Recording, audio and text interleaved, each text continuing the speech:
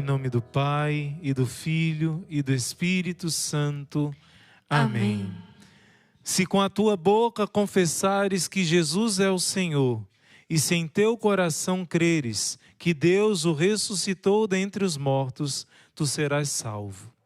É crendo de coração que se obtém a justiça, e é professando com palavras que se chega à salvação.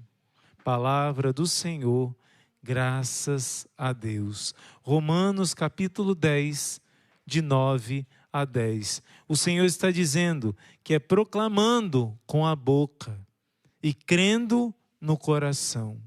Proclamando com a boca e crendo no coração. Proclamando com a boca porque tem que ser público a tua decisão por Jesus.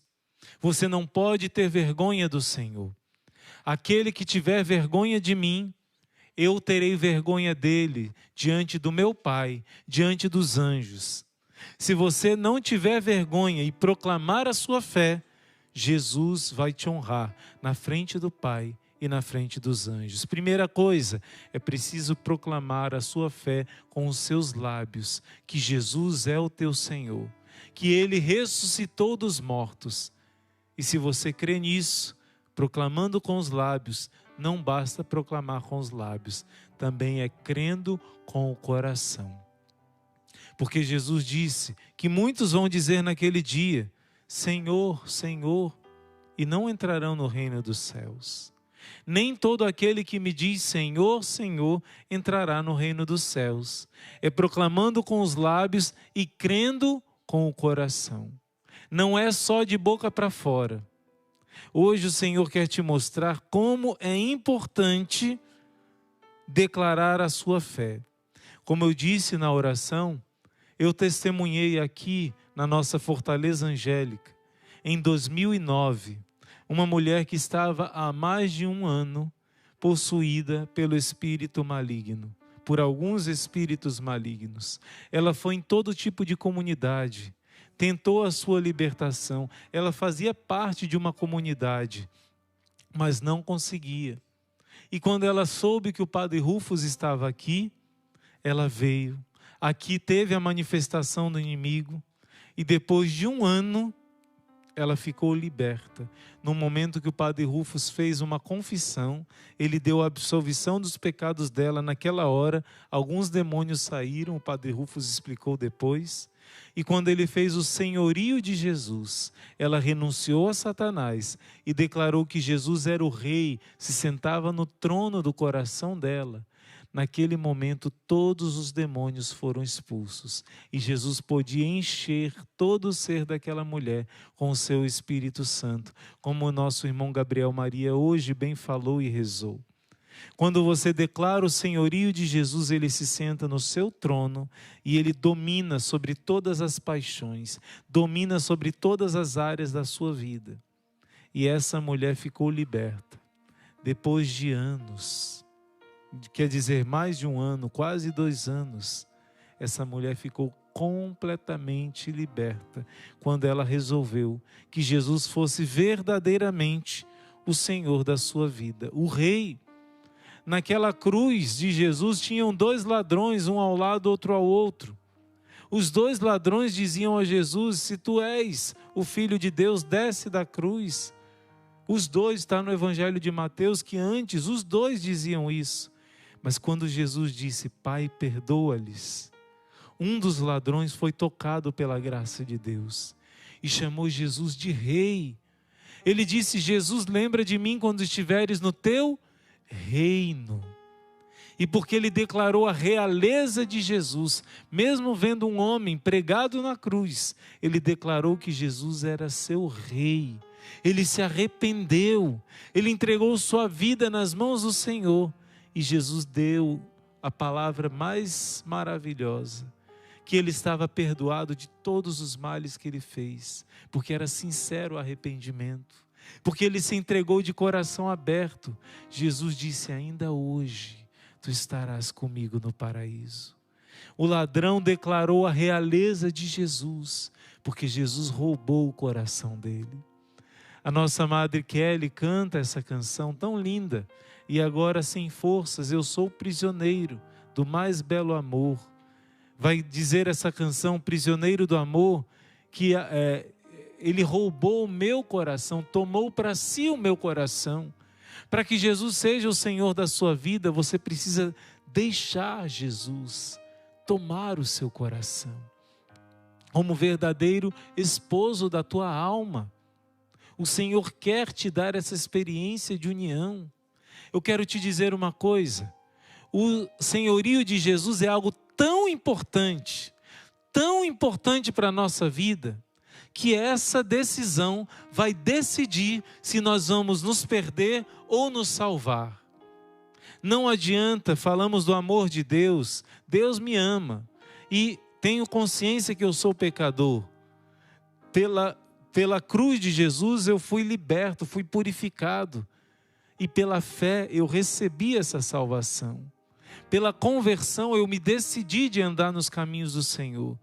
Mas somente me entregando ao senhorio de Jesus, que eu vou perseverar no caminho de Jesus. E só se salva quem perseverar até o fim. Vou te contar um segredo. Os anjos e os demônios, eles passaram pela prova. E quando passaram pela prova, os demônios se tornaram demônios, porque não quiseram aceitar o senhorio de Jesus nas suas vidas. Os anjos todos passaram por uma prova, e nessa prova eles teriam que se submeter ao Deus feito carne, Deus feito homem. Teriam que servir aos seres humanos na pessoa de Jesus Cristo, que seria o seu Rei e Senhor. Mas aqueles que eram orgulhosos não queriam servir, não queriam adorar o Deus feito homem. Está lá em Hebreus, quando Deus introduz o seu Filho primogênito na terra, Ele diz, ordena que todos os anjos o adorem. E os anjos orgulhosos disseram, eu não servirei. A causa dos demônios terem se tornado demônios, eram anjos bons, todos eram anjos, mas 1/3 dos anjos caiu e virou demônios, porque não quiseram aceitar o senhorio de Jesus na vida deles. Por isso você vai ver na boca dos possessos, muitas vezes eles dizem que Jesus é Deus. Muitas vezes eles dizem que Jesus é o santo de Deus, é o escolhido de Deus, mas eles nunca dizem que Jesus é o seu Senhor. Nunca.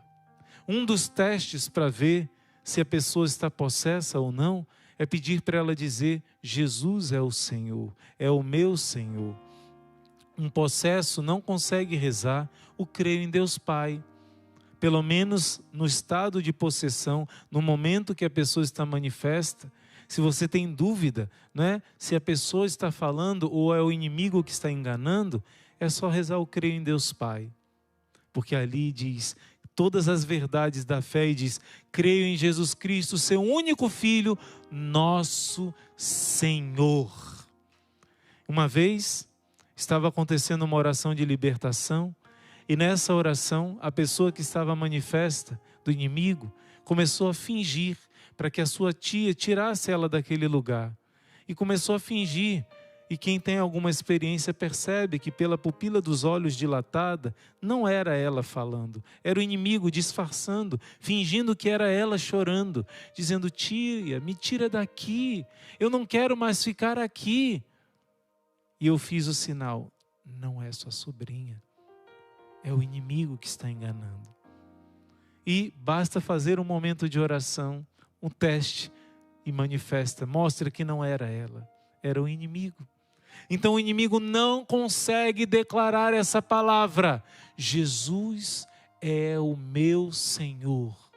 E a palavra de Deus diz em 1 Coríntios 12, deixa eu ver se acho aqui, versículo 3, que ninguém diz que Jesus é o Senhor, a não ser por obra do Espírito Santo. Mas não estou falando de dizer da boca para fora.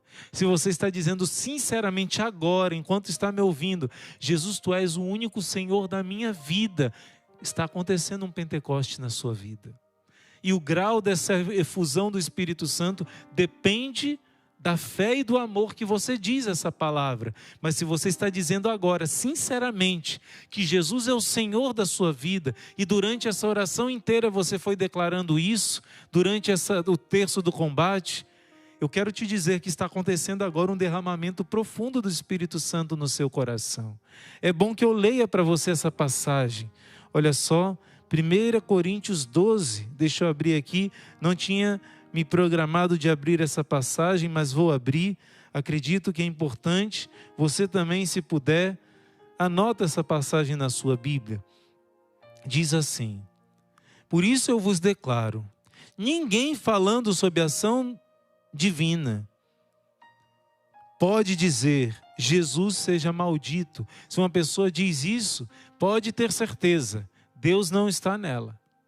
Se uma pessoa diz Jesus seja maldito, essa pessoa está agindo por Satanás.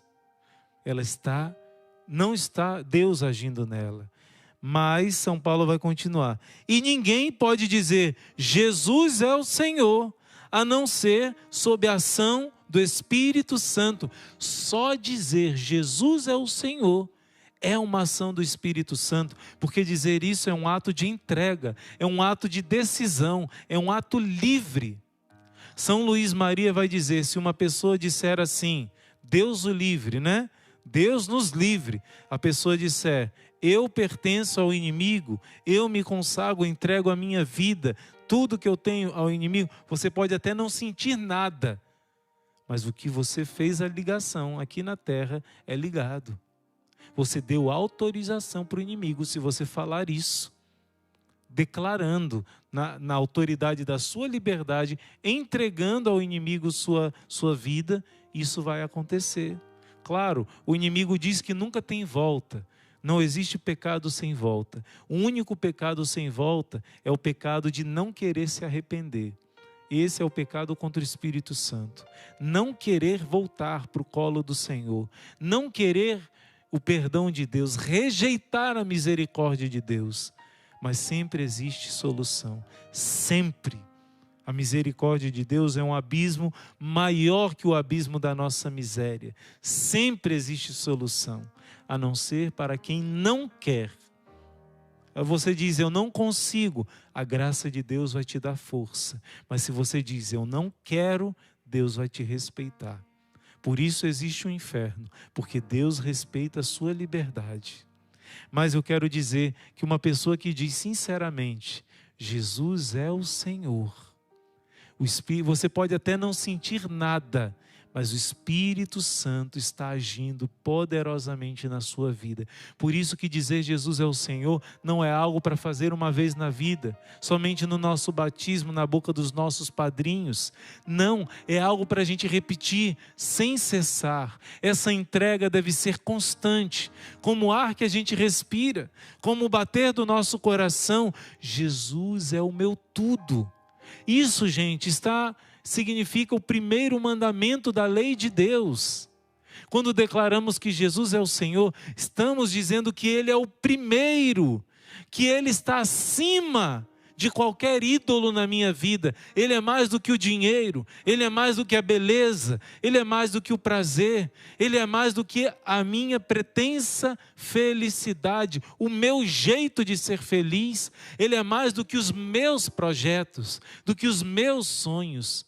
Ele é a minha realização, Ele é a minha felicidade, Ele é a minha razão de viver. Só Ele venceu a morte e ressuscitou. E por essa fé, na ressurreição de Cristo, Ele me amou, por mim se entregou na cruz, mas Ele ressuscitou ao terceiro dia, para garantir o meu lugar no céu. Já garantiu, mas eu preciso me submeter ao senhorio de Jesus. Jesus vai dizer em Lucas capítulo 6, versículo 46. Por que me chamais Senhor, Senhor, e não fazeis o que eu vos mando? Gente, é duro dizer, mas hoje em dia, você está vendo católicos e protestantes, que são cristãos de mentirinha. Católicos e protestantes que dizem que amam Jesus, choram na presença do Senhor, mas não querem obedecer os mandamentos de Deus. Dizem que Deus vai salvá-los sem lutar, sem querer arrependimento. Gente, nós podemos cair 1000 vezes o Senhor vai nos levantar, vai nos perdoar, vai enxugar nossas lágrimas. Nosso pecado fere o coração de Jesus, mas Jesus, mais do que uma mãe, não cansa de amar os seus filhos. Mas aqueles que querem lutar, aquele que perseverar até o fim, esse será salvo. Eu repito essa passagem, se possível anote essa passagem. Lucas capítulo 6, versículo 46. Por que me chamais Senhor, Senhor, e não fazeis o que eu vos mando? Para que o Espírito Santo haja, quando você diz que Jesus é o teu Senhor, você tem que dizer de coração. Não só com a boca, da boca para fora. Se você diz de coração, você tem o desejo de configurar a sua vida com os mandamentos do Senhor. Irmão, eu caio. Irmão, eu não consigo. Jesus sabe. Mas se você diz de coração, você vai lutar todos os dias para agradar aquele que agradou o teu coração. Para amar aquele que te amou até o extremo da cruz. Você vai perseverar até o fim. Isso é declarar Jesus Senhor. Não é ser perfeito, não é ser santo. A meta é ser perfeito no amor. A meta é ser santo. Mas hoje eu não sou perfeito. Mas se eu morrer hoje lutando aos olhos do Senhor, eu sou santo porque Ele me santifica. Ele olha a minha luta. Por isso, por que me chamais Senhor, Senhor, e não fazeis o que eu vos mando, os meus mandamentos? Gente, sem viver os mandamentos de Deus, não existe salvação. Não existe senhorio de Jesus, é mentirinha. Precisamos amar, lutar. Ninguém disse que é fácil, mas o Senhor está conosco. Ele nos dá força. O que importa é prosseguirmos decididamente, como diz São Paulo na carta aos Filipenses. Por isso, o Senhor te convida de lutar. Ele vai te dar força. Outra passagem, Jesus diz: nem todo aquele que me diz Senhor, Senhor entrará no reino dos céus, mas sim aquele que fizer a vontade do Pai. Porque muitos me dirão naquele dia: Senhor, preguei em teu nome, expulsei demônios, realizei milagres. E eu direi: nunca vos conheci. Longe de mim, malditos vós que praticais o mal. Então eu quero te dizer que se você disser Senhor, como muitos estão criando uma religião pessoal, muitas pessoas dizem assim: cuidado, religião não tem valor, o que vale é a espiritualidade, o que vale é a sua relação, só você e Jesus. Mentira! Sem os sacramentos não existe redenção. Sem o batismo não existe redenção. Quem crer e for batizado será salvo. E se você negou o seu batismo com pecado mortal, precisa do batismo, da renovação do batismo pela confissão. Em João 20, a quem vocês perdoarem os pecados serão perdoados. A quem vocês retiverem serão retidos. Isso da religião na minha casa, quietinho, olhando para a janela. Não! Isso é religião intimista, egoísta. Eu crio minhas leis, minhas regras, meu corpo, minhas regras, né? Você fica igual ao pessoal do mundo. Não, as regras de Deus estão no Evangelho, estão no catecismo, estão nos mandamentos, estão no ensinamento da igreja.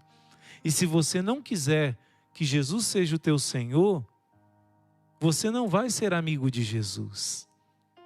Para ser amigo de Jesus, você precisa ouvir o que Ele diz através da sua igreja, os 10 mandamentos, os 5 mandamentos da igreja. Você tem o catecismo da igreja na sua casa? Jesus não pode ser o seu Senhor se você não sabe o que Ele ensina através da igreja. Por isso é tão importante. A fé sem obras é morta. E o senhorio de Jesus verdadeiro na nossa vida é querer cumprir a vontade de Deus. Se nós dissermos que Jesus é o Senhor da nossa vida e renovamos com frequência essa entrega, a força de Satanás vai enfraquecendo dentro de nós. Satanás nos coloca tentações naquilo que é a nossa fraqueza. Eu não sei qual é a sua fraqueza, mas eu sei as minhas. Mas o inimigo sabe tanto as minhas como as suas. Ele vai investir nesse ponto. Mas se você fizer essa oração com muita frequência, Jesus é o Senhor, Jesus é o meu Senhor. Cada rosário você reza o creio em Deus Pai, uma oração poderosa do senhorio de Jesus. A cada terço da misericórdia você reza o creio em Deus Pai. A cada terço do combate você reza o creio em Deus Pai. Olha aí, só nisso você já esmagou 3 vezes a cabeça de Satanás. Cada vez que você reza o credo com fé, você está renovando o seu batismo e declarando que Jesus é o Senhor da sua vida. E mesmo que você não sinta, é importante renovar com frequência, porque é um ato de vontade. E para terminar, eu queria te dizer 2 aspectos importantes do senhorio de Jesus. O primeiro é o primeiro mandamento da lei de Deus. Jesus é o único Senhor. Eu sou o caminho, a verdade e a vida. Não há outro caminho. Ninguém vem ao Pai a não ser por mim. Respeitamos as pessoas que acreditam em outras coisas, mas Jesus é o único Senhor. O único. Está na palavra, ou acreditamos ou não acreditamos. É o primeiro mandamento. 1 Timóteo 2,5 vai dizer que ele é o único mediador entre Deus e os homens. Você vai procurar o túmulo de Allan Kardec, ele está lá enterrado. De Confúcio, ele está lá enterrado. De Lutero, ele está lá enterrado. Qualquer fundador de religião vai estar enterrado no seu túmulo. De Buda, de qualquer outro. Agora, somente o túmulo de Jesus está vazio, porque somente Ele deu a vida por nós, disse que faria, disse que ressuscitaria no 3º dia e provou que Ele é o Senhor.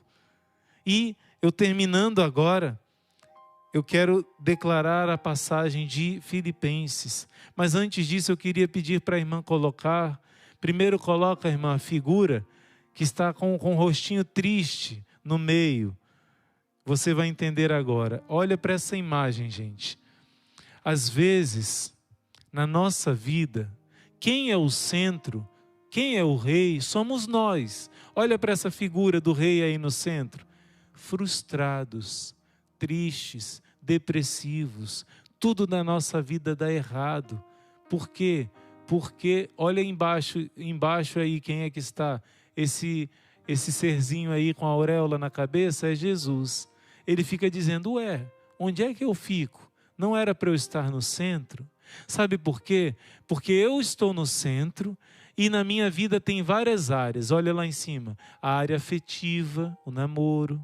Olha na direita, a área do meu lazer, os meus momentos de lazer. Olha embaixo, do lado direito, o meu trabalho, que eu estou furioso porque nada dá certo. Olha embaixo, Jesus, como a religião é parte da minha vida, não o centro. Está lá Jesus, a religião, a minha parte financeira, a minha família. Isso daí está errado. Tudo vai dar errado quando Jesus se torna uma parte da minha história. Agora olha a próxima figura. Olha que diferença. Quando não eu, mas Jesus é o centro da minha vida, Ele vai ordenar, Ele vai abençoar, Ele precisa estar presente no momento em que eu namorar, olha lá em cima, no momento em que eu for me divertir, Ele tem que abençoar, eu tenho que chamar Ele, fazer coisas que agradam a Ele. O meu trabalho vai ser iluminado, abençoado quando Ele é o centro. Olha só, as minhas finanças, a minha família, quando Ele está no centro, tudo é abençoado. E olha embaixo quem é que está? Eu, feliz. A minha consciência em paz. O meu coração preenchido quando Jesus é o Senhor. Porque às vezes nós dizemos que Jesus é o Senhor. Mas é igual a rainha da Inglaterra, que morreu agora há pouco tempo, né? Como é que funciona o sistema na Inglaterra? Ela não manda nada. No caso agora é o rei Charles, que era o príncipe Charles, né? Eles lá no sistema parlamentarista não mandam nada, são só um figurante. É só uma coisa ilustrativa, vamos dizer assim. Quem manda é o primeiro-ministro. Às vezes dizemos que Jesus é o rei, mas eu que sou o primeiro-ministro da minha vida. Eu que decido, e não Jesus. Hoje o Senhor te faz um convite. Filho, filha, você só vai ser feliz de verdade quando você não entregar uma parte. 90%? Não. Ou é 100%, ou não é nada. Entrega toda a sua vida nas mãos do Senhor.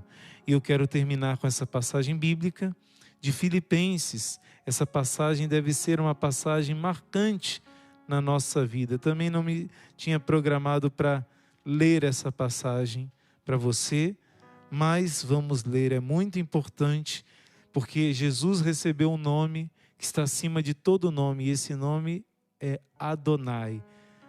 Vamos lá?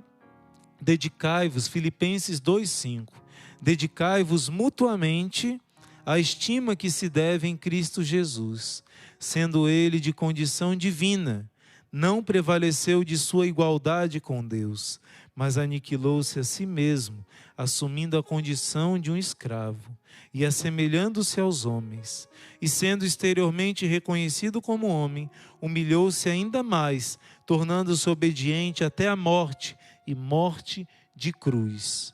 Por isso Deus o exaltou sobremaneira, e lhe outorgou o nome que está acima de todo nome, para que ao nome de Jesus se dobre todo o joelho, no céu, na terra e nos infernos, e toda língua confesse, para a glória de Deus Pai, que Jesus Cristo é o Senhor. O nome que ele recebeu acima de todo nome é o nome que só era dado a Deus Pai, Adonai, Senhor. Jesus foi reconhecido pela sua morte e ressurreição como Adonai, igual ao Pai. Ele é Deus, como disse São Tomé, tocando no seu coração aberto, meu Senhor e meu Deus. Meu Senhor e meu Deus. E quando você for para a missa e o padre erguer aquela hóstia consagrada, o coração vivo de Jesus, que bate por amor de nós, você possa dizer, meu Senhor e meu Deus. Que o Senhor Jesus possa reger toda a nossa história, toda a nossa vida. E na próxima formação, nós vamos tocar num assunto muito sério. Somente se Jesus for o Senhor da sua vida, você vai conseguir ouvir o próximo assunto que vamos falar amanhã. Tá certo? Que nosso Senhor nos guarde, nos proteja e seja verdadeiramente todos os dias, todos os instantes, o Senhor da nossa vida, meu Senhor e meu Deus. Em nome do Pai, e do Filho, e do Espírito Santo. Amém. Louvado seja nosso Senhor Jesus Cristo, e sua mãe, a Virgem Maria Santíssima, e nosso glorioso Pai São José, sempre sejam louvados. Amém, amém, amém.